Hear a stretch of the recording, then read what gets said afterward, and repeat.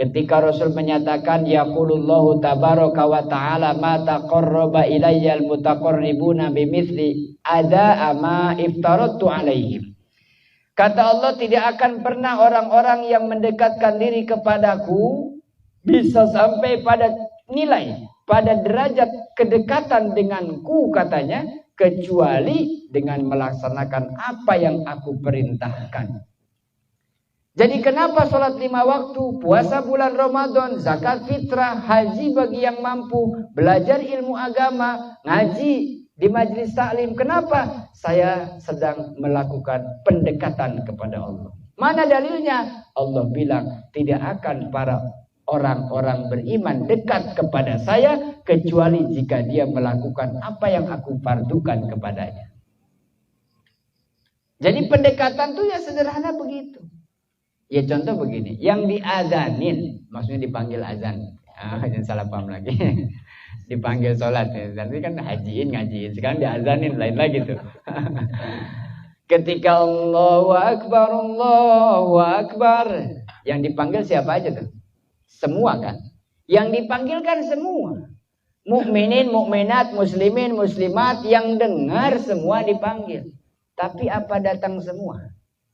Nah berarti orang yang datang ketika dipenuhi panggilan azan dengan melakukan sholat 5 waktu, dia berarti kan absen terus, ada terus, checklist terus, hadir, zuhur, hadir, asar, hadir, maghrib, hadir, nanti evaluasi, hadir, izin 1, alfa 1, nah itu kayak gitu tuh, jangan sampai izinnya 20 tahun, alfanya 20 tahun, 40 tahun.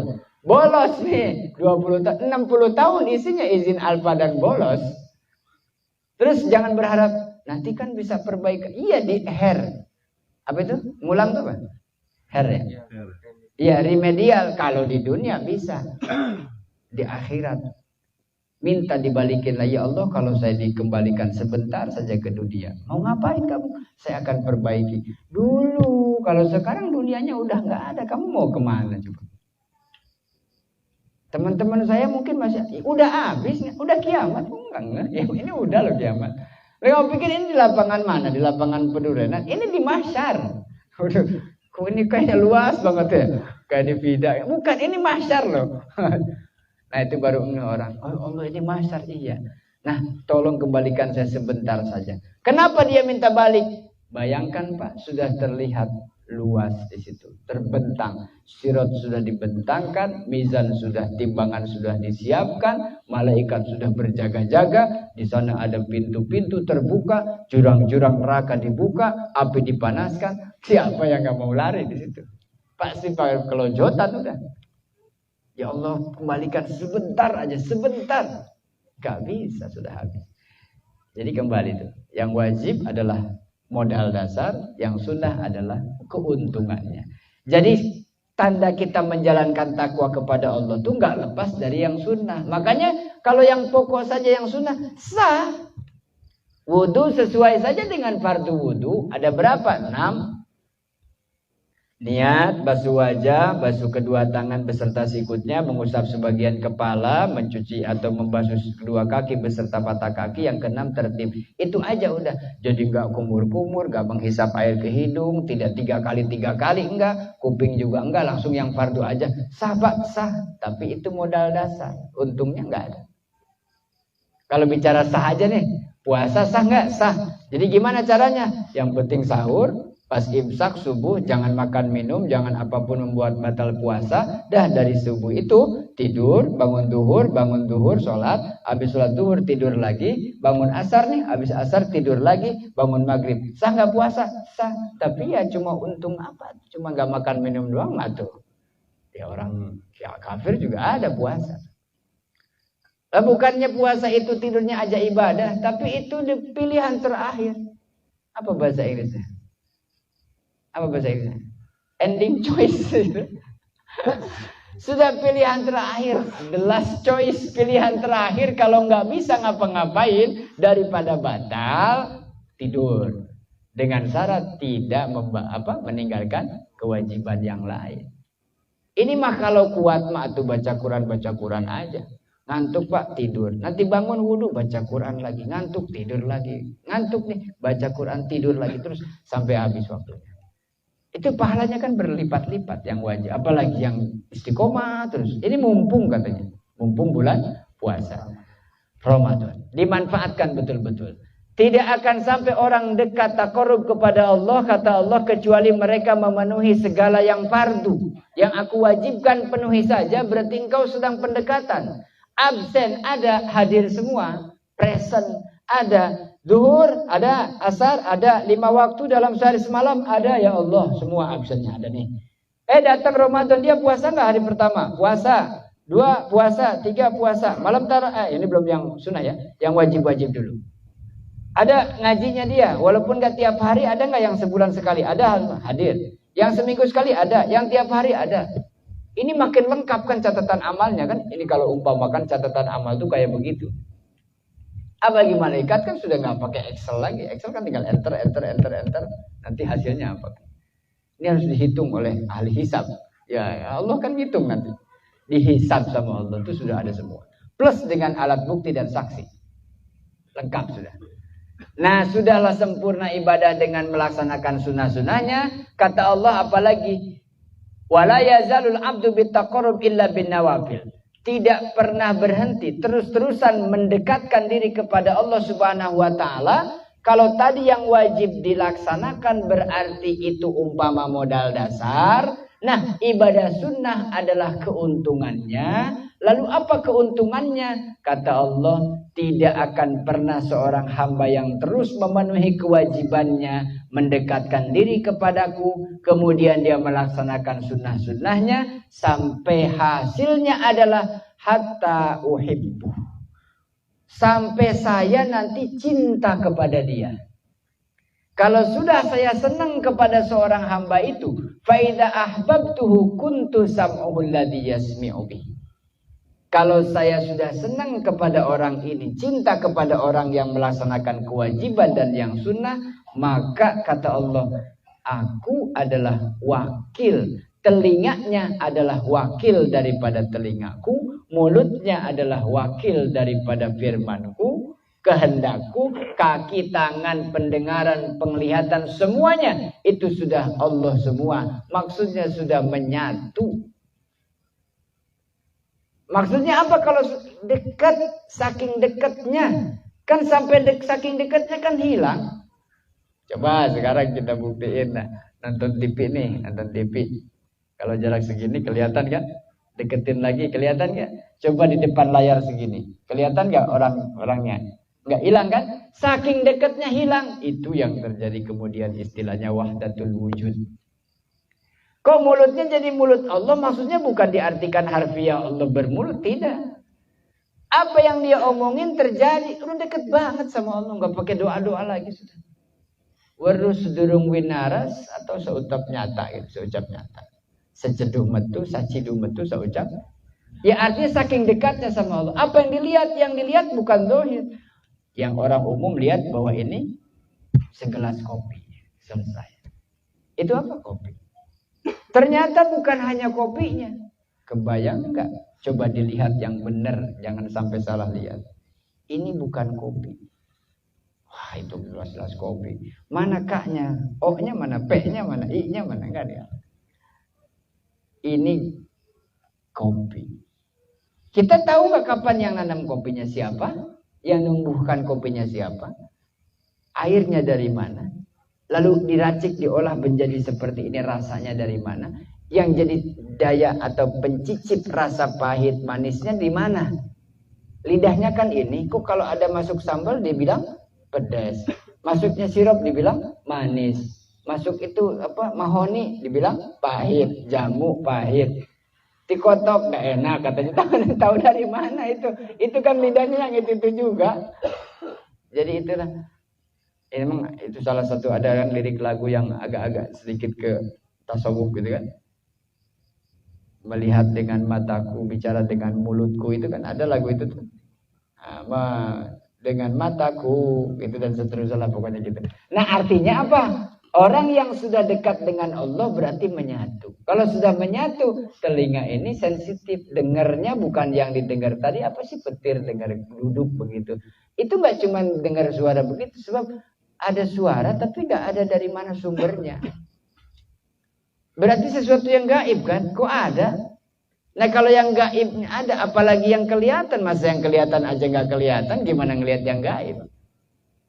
Ini badan ada, kelihatan badannya. Yang kelihatan ya tangan, tapi sebetulnya kan bukan fisiknya, karena nanti ini habis dimakan usia, mati dikubur, masuk ke tanah, habis dimakan rayap, yang tersisa apa? Tulangnya. Nah dan tadi orangnya kemana? Kan hilang. Tangan ini pakai sujud, kaki pakai sujud, kepala pakai sujud, kan habis. Yang diambil apa yang katanya butuh untuk bekal di akhirat, apanya berarti? Amal itu ada ruhnya berarti. Ngaji itu ya cuma duduk begini pegang kitab, dengerin cerita. Kalau ada yang lucu ketawa, kalau yang bikin sedih mungkin tersentuh. Udah gitu-gitu aja, dohirnya. Tapi sebetulnya apa sih yang dicari orang ngaji itu? Itu maksudnya. Yang kelihatan sama, gorengan di tukang gorengan sama, kopi di tukang kopi sama. Bedanya apa? Nah kalau orang yang sudah dekat dengan Allah katanya, telinganya telingaku, mulutnya mulutku, matanya mataku, hidungnya hidungku, kakinya kakiku. Artinya apa? Dia akan diarahkan oleh Allah. Pasti baik terus. Kalau ngomong baik, kalau dengerin yang baik, melihat yang baik, tangan berbuat yang baik. Kenapa? Sudah dimensinya Allah semua. Sudah nyatu, seolah dekat sekali dengan Allah, saking dekatnya dirinya hilang, tidak ada. Sampai situ aja ya, jangan dalam-dalam soal wahdatul wujud kan sudah dulu ya. Nah itu nanti ada bagian. Intinya apa? Orang yang sudah dekat dengan Allah, dia digerakkan sama Allah tuh benar-benar ke arah yang baik. Makanya bilang apa? La haula wala quwata illa billah. Emang dikata kita punya kekuatan buat bisa mau ngaji begini kalau enggak Allah kasih kesempatannya. Emang kita mau sholat tarawih 23 rakaat sambil capek-capekan, desek-desekan penuh masjidnya, panas pengap, kalau enggak Allah kasih kekuatan. Emang kita mau duduk lama-lama begini di saat matanya ngantuk, pulang kerja lelah, kalau enggak Allah kasih kekuatan. Emang kita mau ngeluarin uang sedekah, dapat uang capek-capek saya keluarin buat masjid, buat pesantren, buat pondok, buat anak kita ngaji. Nah, kecuali Allah yang kasih kekuatan itu. Maka itu bersyukur kalau amalnya baik. Kenapa? Berarti udah agak tanda-tandanya tadi tuh. Kok tangan ini pengennya baik terus, ya kayaknya Allah yang gerakin kan. Persoalnya kalau jangan kemudian berpikir pas saya maksiat yang gerakin Allah juga. Itu kalau maksiat terus enak aja, kan kayak gitu. Nah maka pentingnya belajar itu supaya berpikir, oh iya ya Allah kasih kita kemampuan tuh, kalau bukan Allah siapa? Baik, kemudian selanjutnya jalannya kita, kakinya kita, tangannya kita semua. Walan tasilla ayyuhat talib ilal qiyam bi awamirillah, tidak akan sampai kamu bisa melaksanakan, mengistiqomahkan perintah-perintah Allah kecuali illa bi muraqabati qalbika wa jawarihika. Tidak akan bisa kita istiqomah taat melaksanakan yang wajib dan yang sunnah kecuali hati kita harus merasa diawasi oleh Allah. Itu tadi yang saya bilang di awal. Kan enggak Pak Ustadz enggak tahu kalau kita enggak sholat. Allah liatin enggak enak. Iya kan? Kan orang tua kita enggak di sini, Pak. Mau enggak sholat juga enggak apa-apa. Dulu kan orang tua ada tiap hari, sholat lu, enggak sholat awas nih. Dulu, sekarang enggak ada.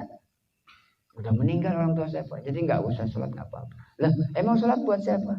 Buat kita. Suruh siapa? Suruh Allah. Allah lihat enggak kita enggak sholat? Sholat gua enggak enak, Allah ngeliatin gitu. Kira-kira itu lagi bahasa gampangnya. Mau sedekah katanya, kenapa? Enggak enak, udah dikasih rezeki masa enggak disedekahin. Enggak enak mau jamaah, kenapa? Allah sudah kasih kesempatan. Allah lihat, Allah tahu. Jadi ada rasa merasa diawasi gitu. Kenapa para pemain bola itu nggak mau bawa bola pakai tangannya dari bawah, dikasih kiper, tangkap aja sama back, dibawa lari ke depan kan? Kenapa nggak berani nyentuh bola itu? Merasa yakin bahwa di situ pasti ada wasit, dan kalau sudah bola menyentuh tangan pasti diprit. Ya kan? Nah sekarang, oh nggak lihat ini wasit, ternyata VR, ada VAR, ya nggak? Dicek lagi kan? Kenapa nggak berani tuh? Sliding aja udah. Pokoknya silakan diving. Nggak takut. Kalau nggak pas takut pelanggaran. Malah di kartu kuning atau merah. Sama kayak gitu. Seolah-olah kita nggak bebas hidup ini. Kenapa? Ada yang ngeliatin. Itu pemain bola tuh ada yang ngeliatin. Wasit merhatiin. Penonton teriak kalau ada pelanggaran. Proteslah pelatih. Proteslah ofisialnya. Sama. Kita juga ketika dalam hidup ini merasa seolah-olah terjaga terus. Kenapa? Hati-hati, itu Allah liatin, itu Allah tahu. Tapi ini rahasia. Nggak ada rahasia untuk Allah. Tapi ini kan tersembunyi. Nggak ada tersembunyi bagi Allah. Tampak, mau yang nampak maupun yang tidak. Allah tahu semua. Kalau sudah merasa begitu, barulah kemudian bisa istiqomah menjalankan ketaatan, baik yang wajib maupun yang sunnah.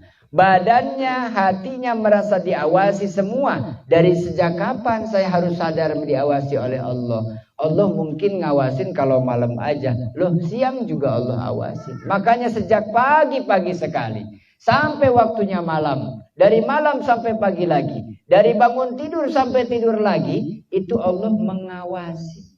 Lihat, kita lihat lagi ngapain, lihat. Baik dalam keadaan sendiri, apa yang dalam pikirannya Allah lihat, tahu. Apa yang dalam hatinya Allah tahu. Apa yang kita lakukan ketika rame-rame Allah lihat. Lagi sendirian di kamar mandi nggak ada siapa-siapa juga Allah tahu. Di dalam tanah, di dalam gua, di atas bukit Allah tahu. Semua nampak. Jadi kita harus merasa diawasi terus. Supaya apa? Ingat. Waktunya sholat. Kenapa? Allah tahu nih. Kalau saya sholat ya tahu. Kalau saya nggak sholat, Allah tahu. Kalau saya berbuat baik, Allah tahu. Berbuat jahat juga Allah tahu. Saya ikhlas, Allah tahu. Saya nggak ikhlas juga Allah tahu. Mana yang mau kita sembunyikan? Nggak ada. Nah kata itu setiap gerakan, setiap perubahan baik sendiri maupun bersama. Apa yang kita ucapkan, apa yang kita lakukan, ketikan tangan kita baik di HP kita tuh apa saja yang kita pernah tulis, apa yang kita pernah lihat, semua Allah tahu. Maka itu harus merasa terus-terusan berada di samping Allah atau di hadapan Allah. Di kerajaan manapun, di keadaan apapun, dalam kondisi seperti apapun Allah tahu. Mau di langit, mau di bumi, apapun. Maka jadikanlah sebagai iktibar. Apa yang ada di langit kita cuma lihat atasnya. Tapi tahu yang di atas langit ada apa.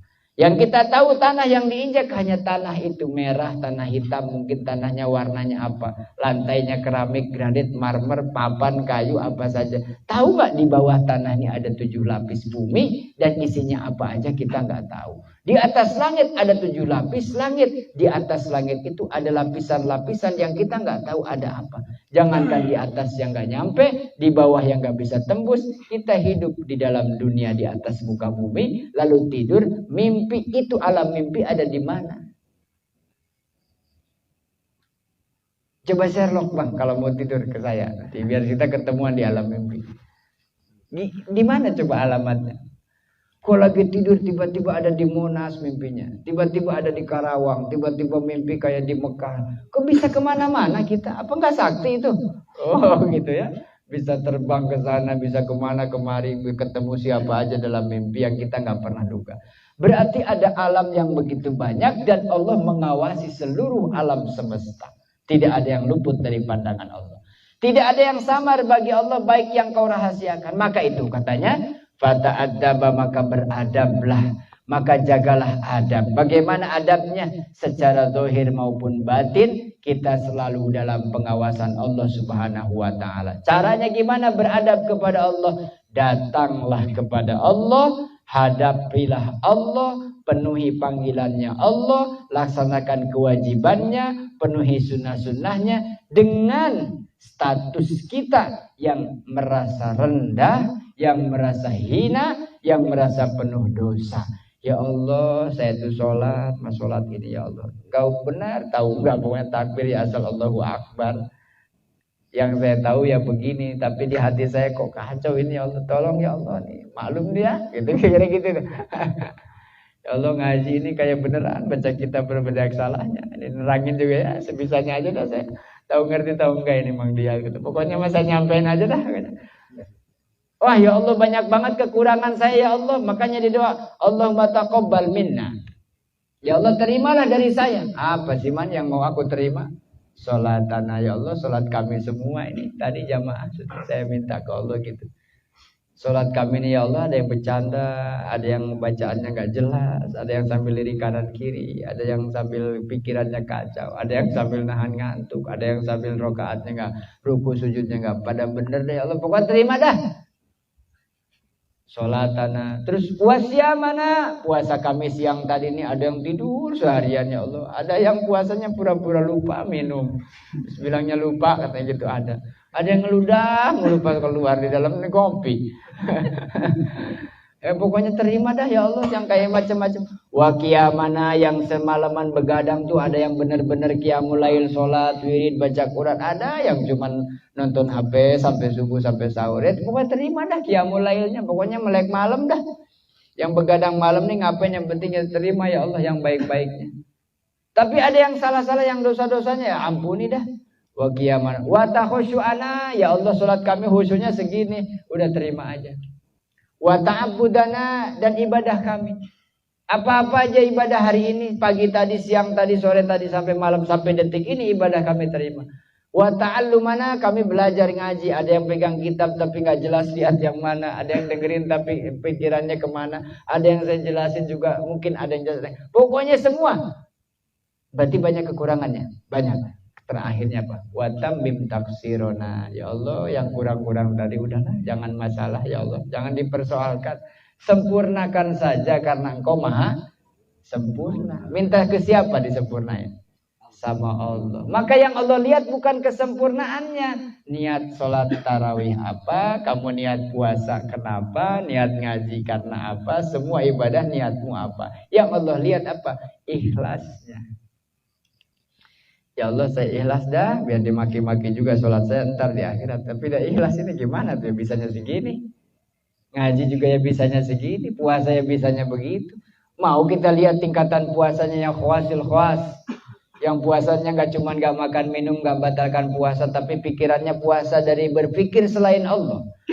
Yang khawasil khas lagi, yang puasanya tidak makan dan minum, tidak hanya berpikir selain Allah dan hati tidak, yang tidak pernah sama sekali ada unsur selain Allah dalam hatinya. Kita puasanya apa? Katanya puasa awam, yang penting al-imsaku anil mubtirati min tulu'il fajri shadiqi ilal ghurubi ila ghurubi syamsi. Yang penting Pak, puasa itu dari sejak terbit fajar subuh itu nggak makan, nggak minum dan tidak melakukan yang membatalkan puasa apa saja sampai waktunya maghrib. Sah nggak? Sah secara syariat. Ada modalnya, berarti kalau balik lagi ke awal tadi, ada modal saya utuh. Lebihnya apa? Saya ikut ngaji pasaran biar dapat lebihnya, kira-kira gitu. Taraweh biar ada lebihnya. Habis ada puasa doang pas-pasan. Kayak gitu. Nah kita tuh sebenarnya lagi dagang sama Allah tuh gitu. Nanti minus. Kalau nggak cari lebihnya minus. Baca Quran udah pura-pura baca Quran pas puasa aja dah. Habis kali ini biasa nggak bisa, ya udah.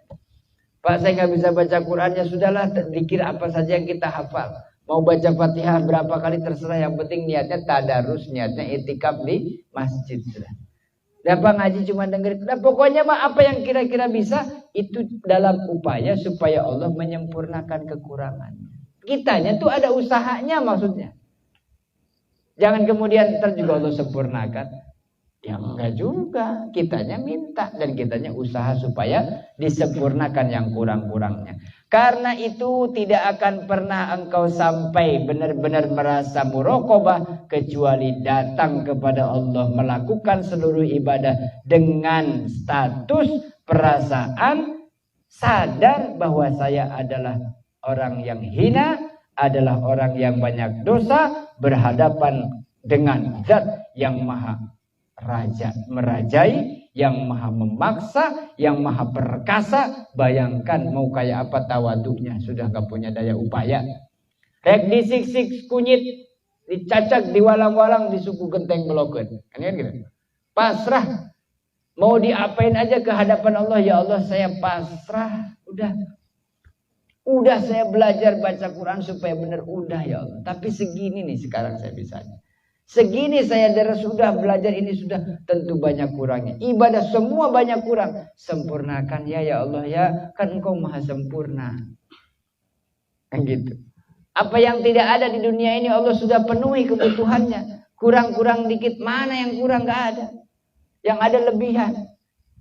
Allah kasih hujan sedikit, adem nih. Agak banyak dikit aja, banjir. Emang sebetulnya pengen dikit apa pengen banyak sih sebetulnya? Dikasih banyak banjir, dikasih dikit katanya kekeringan. Mau dikasih apa sebetulnya?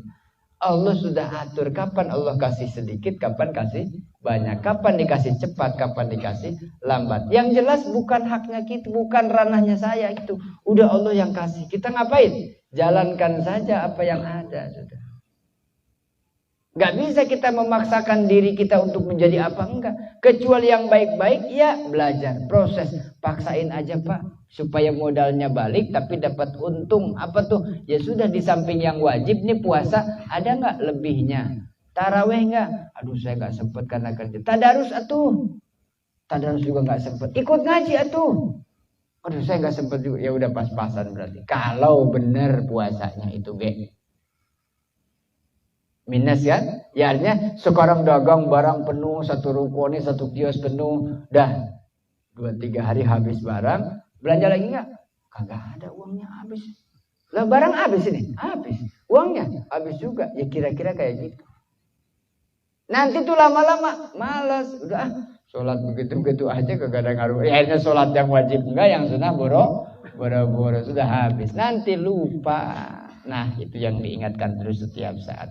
Maka itu setiap hari, setiap saat hadir kepada Allah dengan penuh kerendahan. Karena apa? Sungguh-sungguhlah bahwa engkau harus merasa bersungguh-sungguh dalam ibadah. Kenapa? Allah melihatmu, menatapmu. Ketika Allah melarang sesuatu engkau lakukan, Allah lihat. Ketika Allah perintah sesuatu engkau lakukan, Allah lihat. Maka catatannya ada di sisi Allah. Karena itulah setiap waktu supaya disusun apa yang harus diamalkan. Dari kapan? Min sobahika ila masaika. Coba dari pagi sampai sore gue mau ngapain ya. Ceritanya sudah disusun, mau ini sampai di waktu sore duduk di teras santai, tunggu sambil ngabuburit, sambil muhasabah tadi pagi apa ya gini. Oh yang bagus ini, yang enggak bagus ini. Muhasabah. Dari pagi sampai sore. Dari sorenya sampai kapan? Sampai pagi lagi. Apa yang dimaksud? Min awamirillahi ta'ala alaika min hini tastaiqad. Dari sejak bangun tidur, apa saja perintah Allah yang sudah saya penuhi, apa saja larangan Allah yang sudah saya hindari. Capek Pak ngitung-ngitung gituan tiap hari. Makanya jangan dihitung-hitung.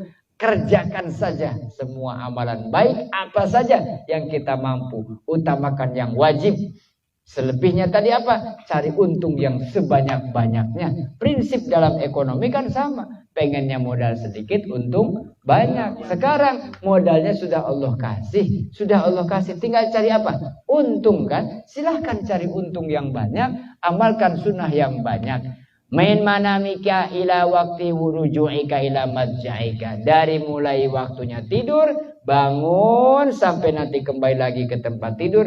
Coba tolong itu dimanfaatkan sebaik-baiknya. Katanya begitu. Nah ini langkah pertama. Dan yang kedua tentang macam-macam takwa adalah secara zahir ada 2. Yaitu apa? Perintah yang wajib dan perintah yang sunnah. Gak boleh milih. Gak bisa.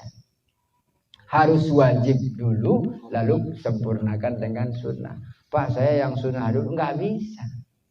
Masanya nyari untung dulu, modalnya dulu. Nggak bisa dagang nyari untung dulu. Kan kalau udah ada untung kan saya bisa dagang Pak, nambah modal. Iya, mau dagang apa? Maksudnya kan nggak ada.